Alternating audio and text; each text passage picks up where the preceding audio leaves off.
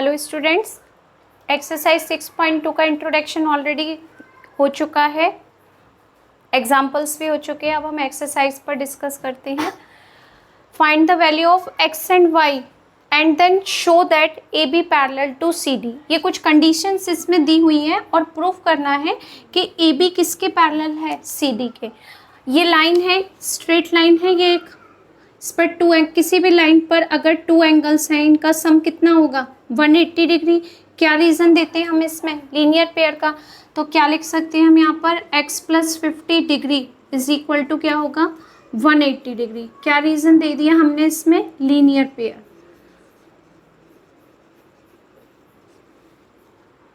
अब x की value calculate करनी है, 180 डिग्री माइनस 50 डिग्री। क्या आंसर आ गया, x is equal to 130 degree. x की वैल्यू 130 है। अब देखो आप, टू लाइन इंटरसेक्ट है, एक ये लाइन एक सी डी, ये दो लाइन इंटरसेक्ट हो रही हैं जिसमें ये एंगल 130 है तो ये एंगल y है। ये दोनों इक्वल हो सकते हैं वर्टिकल अपोजिट एंगल के बेस पर। क्यों, क्योंकि टू लाइन जब इंटरसेक्ट करती है तो ये एंगल्स का रीजन वर्टिकल अपोजिट एंगल होता है और ये दोनों क्या होते हैं, इक्वल। तो y इज इक्वल टू किसके हो गया 130 के। क्या रीजन दे दिया हमने यहाँ पर, वर्टिकल अपोजिट एंगल। यहाँ पर रीजन था हमारा वर्टिकली अपोजिट एंगल। ये इक्वल हो गया। अब x भी 130 है, y भी 130 है, x भी 130 है, y भी 130 है। ये दोनों एंगल्स का क्या रिलेशन होता है, ऑल्टरनेट इंटीरियर एंगल्स का रिलेशन होता है। तो आप लिख सकते हो x is equal to y is equal to 130 degree. क्या रीजन दे दिया, since alternate interior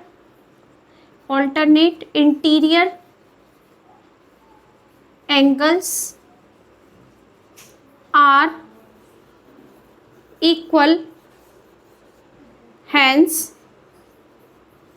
A B parallel to C D. क्या रिलेशन होता है ये दो एंगल का, ऑल्टरनेट एंगल्स का, और ये ऑल्टरनेट एंगल्स का रिलेशन होता है। लेकिन ये इक्वल कब होते हैं, इक्वल जब होते हैं जब ये दो लाइन पैरेलल होती हैं। रिलेशन होता है लेकिन पैरेलल लाइन की कंडीशन जब होती, इक्वल की कंडीशन जब होती है जब हमारे पास ये दोनों लाइन पैरेलल होती है। और हमें ये यहाँ पर दिख रहा है कि ये दोनों एंगल्स इक्वल है, तो इसका मतलब क्या है कि लाइंस क्या होंगी, पैरेलल होंगी। Next question number 2, 3 lines parallel, A B parallel to C D parallel to E F and A B parallel to E F. 3 lines parallel to each other. और इसमें एक कंडीशन गिवन है, given में क्या है आपके पास, y ratio z is equal to क्या है 3:7। इसका मतलब ये है कि हमारे पास जो ये नंबर है वो क्या है, किसी नंबर की लोएस्ट टर्म है। ये क्या है हमारे पास, किसी नंबर को हमने लोएस्ट टर्म में कन्वर्ट किया है, तो ये 3 और 7 है। पता नहीं कौन से नंबर है ये हमारे पास। तो इसको करने के लिए कौन सी लोएस्ट टर्म है, पॉसिबल है कि आपके पास ये क्या नंबर हो सकते हैं, 9 और 21 भी हो सकते हैं, जिसको हमने लोएस्ट करके क्या कर दिया 3/7 कर दिया। तो किस नंबर से हमने इसको डिवाइड किया, 3 से। ऐसे बहुत सारे नंबर हो सकते हैं, 6/14 भी हो सकता है, तो हमने यहाँ पर 2 से इसको कैंसिल करके 3/7 लिख लिया।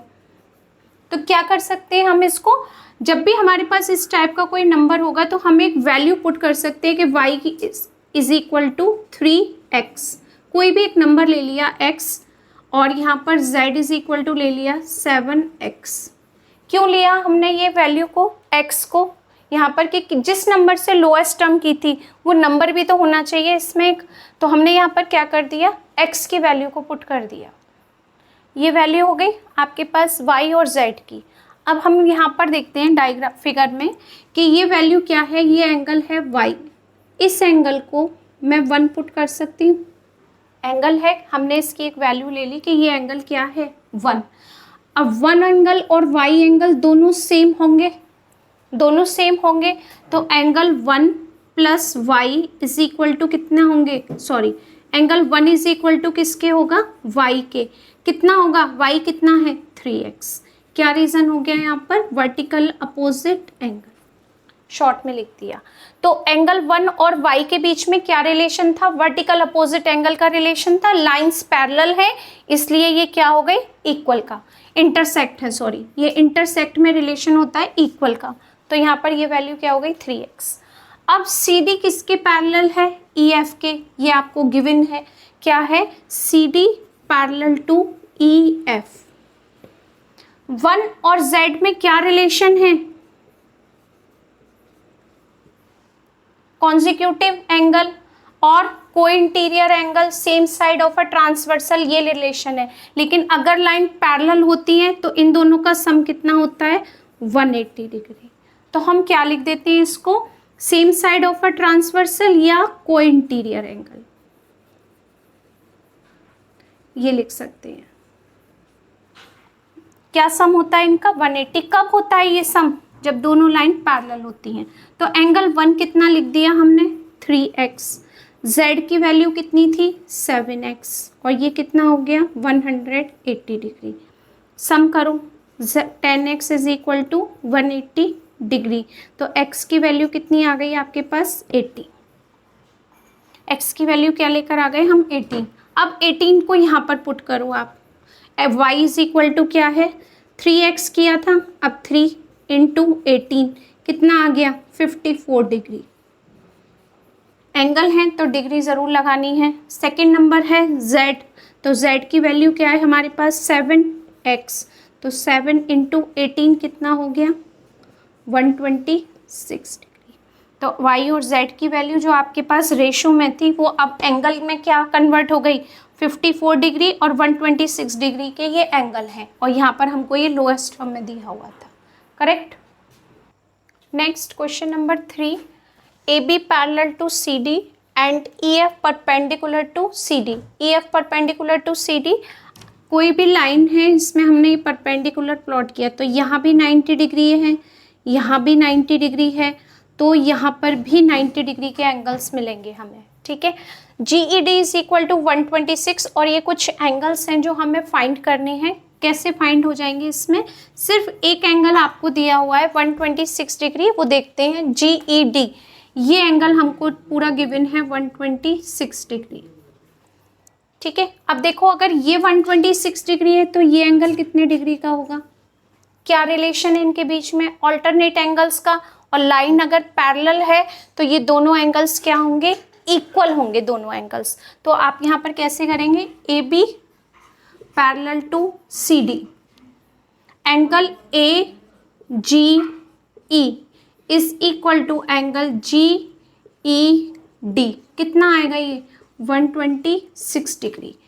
AGE is equal to GED कितना आ गया 126 डिग्री। क्या रीज़न दे दिया हमने इसको, ऑल्टरनेट इंटीरियर एंगल का। ये हो गया पहला। अब सेकंड देखते हैं GEF। GEF ये एंगल कितने डिग्री का होगा, सॉरी ये एंगल, ये कितने डिग्री का होगा, ये पूरा एंगल GED कितने डिग्री का है 126। इसमें से अगर हम ये वाला पार्ट माइनस कर दें, 90 डिग्री को माइनस कर दें तो ये पार्ट मिल जाएगा हमें, और यही पार्ट हमें कैलकुलेट करना है। क्या है angle GEF is equal to क्या होगा GED माइनस एंगल FED। हमारे पास क्या था एंगल, हमारे पास एंगल था ये GED, ये पूरा एंगल था कितने डिग्री का 126 डिग्री का। इसमें से अगर ये वाला पार्ट पूरा रिमूव कर दिया जाए तो क्या बचेगा हमारे पास ये, और ये पूरा एंगल कितने का है 126, और जो हमने पार्ट कट कर दिया वो कितने का था 90 का। तो कितना आ गया आपके पास, ये था 126 डिग्री, और जो हमारे पास परपेंडिकुलर था वो कितना है 90, तो कितना आंसर आ गया 36 डिग्री। किसकी वैल्यू आ गई, GEF की वैल्यू आ गई। सेकंड आंसर आ गया GEF। अब उसने पूछा है FGE। FGE ये एंगल कितने डिग्री का होगा, ये एंगल कैसे पता करेंगे हम, ये एक लाइन है पूरी, तो इसमें दो एंगल का सम कितना होगा 180 डिग्री, जिसमें ये एंगल कितना दिया हुआ है 126, तो ये कैलकुलेट हो जाएगा। तो क्या लिखेंगे यहाँ पर, angle A G E plus angle G E G F, या लिखा है उसमें एफ जी ई, दोनों एंगल का सम कितना होगा 180 डिग्री। क्या रीजन दे दिया, लीनियर पेयर, ये रीजन हो गया, दो एंगल का सम 180 डिग्री। ए जी ई हमें कैलकुलेट था पहले से 126 degree plus F G E is equal to 180 degree. Transfer करेंगे, F G E is equal to 180 degree minus 126 degree. क्या आंसर आ गया यहाँ पर 4 और ये 5। It means F G E is equal to 54 degree. एक आंसर ये है, एक आंसर ये है, एक आंसर ये, 3 वैल्यू फाइंड करनी थी, 3 एंगल्स फाइंड हो गए। Next question number 4, P Q parallel to S T and P Q R is equal to 110 given है, R S T is equal to 130 है, हमें ये एंगल फाइंड करना है। ओके, एक कंडीशन गिवन है कि आपको P Q parallel to S T दिया हुआ है, यानी ये लाइन कुछ इस तरीके से थी कि ये लाइन है और ये लाइन है, यहाँ से इसको रिमूव कर दिया, थोड़ा सा इरेज, यहाँ से इसको इरेज कर दिया, तो ये अब ऐसे शो हो रही हैं आपको, ठीक है। बट ये पैरेलल लाइन है, कुछ इस तरह की कंडीशन थी जो यहाँ पर ये अभी शो हो रही है। हमने एक लाइन ड्रॉ की यहाँ पर ए बी, ए बी एक लाइन हमने ड्रॉ की जो पी क्यू और एस टी के पैरेलल होगी। ये दोनों तो पहले ही पैरेलल थी, ये हमने लाइन प्लॉट की तो ये इसके भी पैरेलल है और ये लाइन इसके भी पैरेलल है। तो हम किस तरीके से लिख सकते हैं इसको, यहाँ पर line, draw a line A B, draw a line A B is parallel to P Q and S T. तो आप इसको लिख सकते हो A B parallel to P Q parallel to S T.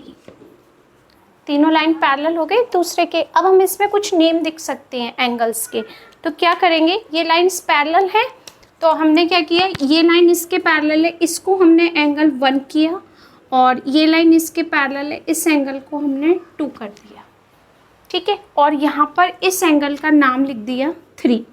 फिर हम इसी तरीके से 1 2 3 से कर दें, इजी रहेगा पैटर्न। अब ये पी क्यू लाइन पूरी इसके पैरेलल है, तो एंगल 1 में और 110 में क्या रिलेशन है, same side of a transversal है, तो इन दोनों में क्या रिलेशन होगा, sum of 2 angle is equal to 180 का को इंटीरियर एंगल हो गए। सेम इस साइड हो गया आपके पास, ये लाइन इसके पैरेलल है, तो sum of 2 angle is equal to 180 degree. आप इसको same side of a transversal का हो या कोई इंटीरियर एंगल का हो, किसी भी तरीके से हम कह सकते हैं। तो आप क्या लिखेंगे यहाँ पर, अब हम angle 1 is plus 110 is equal to 180 degree लिख सकते हैं हम यहाँ पर, same side of a transversal, same side of a transversal. अब एंगल 1 की वैल्यू क्या आ गई, 180 degree minus 110, angle 1 is equal to 70 degree. Next में भी सेम पैटर्न हो गया, यहाँ पर ये दोनों लाइन पैरेलल है, sum of 2 angle 180, angle 2 plus 130 is equal to 180 degree. Same reason आ गया, same side of a transversal.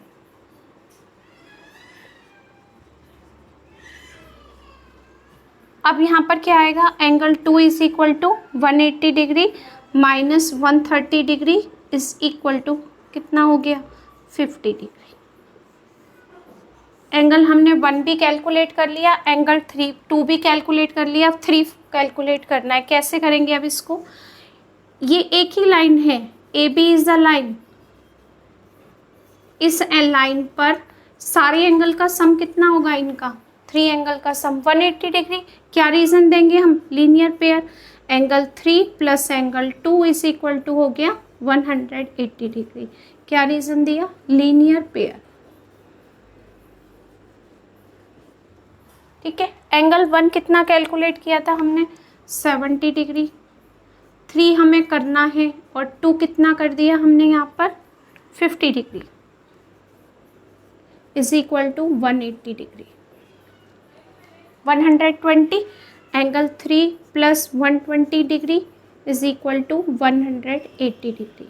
3 angle is equal to, इसको ट्रांसफर कर दो, कितना आ गया? 60 डिग्री। एंगल 3 का पूरा नाम क्या है? QRS। तो इसका नाम लिख दिया QRS is equal to 60 degree. यही फाइंड करनी थी वैल्यू हमको, ये answer. Next question number 5। Figure given है, कंडीशन है, लाइंस पैरेलल हैं, angle APQ 50 degree, PRD is equal to 126। X और वाई हमें कैलकुलेट करना है। कैसे कैलकुलेट करेंगे? अब देखो, ये एंगल लाइन AB और CD है। ये लाइन है हमारे पास AB और यहाँ पर सेकेंड लाइन है हमारे पास CD, और इसमें ये लाइन करेगी ट्रांसवर्सल का काम।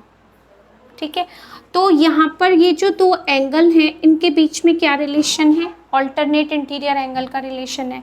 और ये लाइन पैरेलल है तो ये क्या हो जाएंगे? दोनों इक्वल हो जाएंगे, ऑल्टरनेट एंगल्स इक्वल हो जाएंगे। पहले तो रिलेशन बताया, फिर लाइन को पैरेलल देखा तो ये दोनों एंगल क्या हो गए? इक्वल। अब इस एंगल को दो पार्ट में डिवाइड कर दिया हमने, ये हो गया 50 डिग्री का और ये हो गया y का, तो भी हमारे पास सेम कंडीशन आएगी। एंगल तो वही था, पहले जब हमने रिलेशन देखा तो एंगल क्या था हमारे पास? यही तो था, ऑल्टरनेट एंगल्स आर इक्वल। उसके बाद में हमने इस एंगल को दो पार्ट में डिवाइड कर दिया, ये 50 हो गया, ये y हो गया और ये हो गया 127 डिग्री। तो इन दोनों एंगल का सम किसके इक्वल होगा? 127 के। रीजन क्या देंगे? Same reason, alternate interior angle. तो AB पैरेलल टू किसके था? CD के था। तो आपने इसमें दिया हमें relation 50 degree plus y is equal to कितना होगा? 127 डिग्री। एंगल है तो डिग्री ज़रूर लगानी है। क्या रीज़न हो गया? Alternate interior angle. y की वैल्यू क्या आ गई हमारे पास? 127 माइनस 50 डिग्री, कितना आ गया? 57 डिग्री। किसकी वैल्यू आ गई? 77 डिग्री। क्या आ गई y की वैल्यू हमारे पास? 77 डिग्री। अब एक और हमारे पास आ रहा है कि ये ट्रायंगल बन रहा है, ये ट्रायंगल है PQR और यहाँ पर ये एंगल है 127 डिग्री। तो क्या दो इंटीरियर एंगल का सम इसके इक्वल हो सकता है? Sum of two interior angle is equal to one exterior angle. ये थ्योरम भी हमने पढ़ी थी। तो क्या हो जाएगा यहाँ पर रीजन? इन ट्राइंगल PQR क्या हो गया? YX plus Y is equal to किसके हो गया? 127 डिग्री के। क्या रीजन दे दिया? Sum of two interior opposite angles is equal to exterior angle, exterior angle। तो यहाँ पर x ये हो गया, y की वैल्यू कितनी है? 77 और ये हो गई 127 डिग्री। तो x की वैल्यू क्या आ गई आपके पास? 50 डिग्री। अभी देखो इसका एक और तरीका है, यहाँ पर ये भी एक मेथड था। एक मेथड ये है कि AB किसके पैरेलल थी? AB पैरेलल किसके है? CD के। ये पैरेलल है और ये लाइन क्या है यहाँ पे? Transversal PQ। तो देखो ये एंगल्स भी इक्वल होंगे क्योंकि दो लाइन पैरेलल है, तो ये अल्टरनेट इंटीरियर एंगल है और लाइन पैरेलल है तो दोनों क्या है? इक्वल। तो हम यहाँ पर ऐसे भी कह सकते हैं x इज इक्वल टू 50। क्या रीजन हो गया? Alternate angle. तो और करके मैं यहाँ पर ये भी बता देते हैं, और AB parallel to CD and PQ is a transversal, means क्या हो गया, x is equal to 50 degree. क्या रीज़न दे दिया हमने, ऑल्टरनेट इंटीरियर एंगल का रीज़न दे दिया। आप ये करो यहाँ से या ये करो, दोनों एक ही बात है, दोनों मेथड बता दिए इसमें। नेक्स्ट क्वेश्चन, लास्ट है ये एक्सरसाइज का क्वेश्चन, PQ और RS, ये इस टाइप से आपको फिजिक्स का क्वेश्चन है, और यहाँ पर AB एक लाइन है जो यहाँ से रिफ्लेक्ट होकर इस पर आई मिरर पर, और यहाँ से रिफ्लेक्ट होकर यहाँ चली गई। तो हमें क्या प्रूव करना है कि जो लाइन यहाँ से स्टार्ट हुई थी और जो लाइन यहाँ पर एंड हुई थी, दोनों लाइन आपस में पैरेलल है, ये हमें प्रूव करना है इस क्वेश्चन में। तो हम इसमें क्या प्रूव करेंगे, इसमें हमने किया BE परपेंडिकुलर टू PQ, एक लाइन प्लॉट की, और CF परपेंडिकुलर टू RS, ये हमने दो लाइन ली इस तरीके से, BE perpendicular to PQ and CF perpendicular to RS, ये हमने एक लाइन इस टाइप से प्लॉट कर दी। इसमें कुछ एंगल्स हैं, एंगल 1 इस और ये 2, यहाँ पर हो गया एंगल 3 एंड यहाँ हो गया एंगल 4। ओके, तो ये इस टाइप से हमें कुछ नंबर्स एंगल में लिख दिए। तो एंगल 1 इज इक्वल टू किसके होगा, एंगल 2 के। एंगल 1 इज इक्वल टू किसके होगा, एंगल 2 के होगा। क्या होगा इसमें, 1 इज इक्वल टू एंगल 2 के है, इसका रीज़न हम ये देंगे, angle of incident is equal to angle of reflection, angle of reflection, ये आपने फिजिक्स में भी पढ़ा होगा, ठीक है। Angle of incident is equal to angle of reflection, ये पढ़ा है। सेम रीज़न हम यहाँ पर भी देंगे, 3 इज इक्वल टू किसके होगा, 4 के। एंगल 3 इज इक्वल टू किसके होगा, एंगल 4 के। सिमिलरली है ये language, similarly angle 3 is equal to same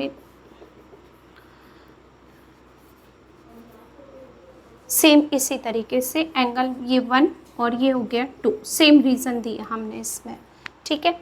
अब एक बात और है यहाँ पर, ये PQ मिरर जो है वो RS के पैरेलल है, ये हमको गिवन है।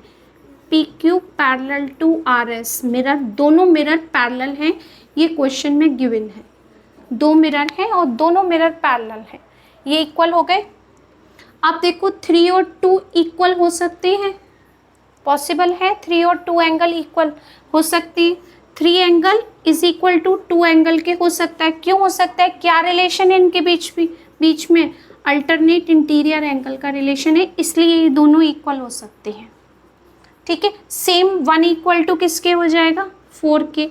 ये भी दोनों इक्वल हो सकते हैं, क्यों हो सकते हैं, क्योंकि इनके बीच में भी इसी का रिलेशन है, अल्टरनेट इंटीरियर एंगल का, इसलिए दोनों क्या हो सकते हैं, इक्वल हो सकते हैं। अब देखो हमने 1 इज इक्वल टू 4 को ले लो या 2 इक्वल टू 3 को ले लेते हैं, इसमें मैं 2 से मल्टीप्लाई कर देती हूँ, कर दिया। तो 1 एंगल को हम 2 टाइम्स लिख सकते हैं, यहाँ पर लिख दिया 1 प्लस एंगल 1, और यहाँ पर क्या लिख दिया हमने इसको 4 प्लस 4। 1 एंगल इक्वेशन 1 से किसके इक्वल था, 2 के, तो हम एक एंगल 1 के प्लेस पर क्या रख सकते हैं, 2, और 4 एंगल यहाँ पर किसके इक्वल था, 3 के, तो हम 4 को क्या लिख सकते हैं, एक को लिख सकते हैं 3। किससे लिखा हमने, इक्वेशन 1 और 2 से लिखा, हमने इसको लिखा फ्रॉम 1 एंड 2, ठीक है, इसका हमने यूज़ किया। 1 और 2 एंगल का पूरा नाम लिखो, क्या है, ABC, angle ABC, sum of 2 angle. दूसरा एंगल क्या है, BCD, एंगल BCD, ये दोनों एंगल्स इक्वल हैं। ये दोनों एंगल्स इक्वल हैं, तो आप ये देखो, ये दोनों एंगल्स इक्वल हैं, क्या कंडीशन से इक्वल हैं, ऑल्टरनेट एंगल शो हो रहे हैं और ये एंगल्स इक्वल कब होते हैं, जब ये दोनों लाइन पैरेलल होती है। तो आप क्या लिख सकते हैं, since alternate interior angles are equal, equal है, hence A B parallel to C D. यही हमको प्रूव करना था कि ए बी पैरेलल टू किसके होगी, सी डी के होगी। ओके।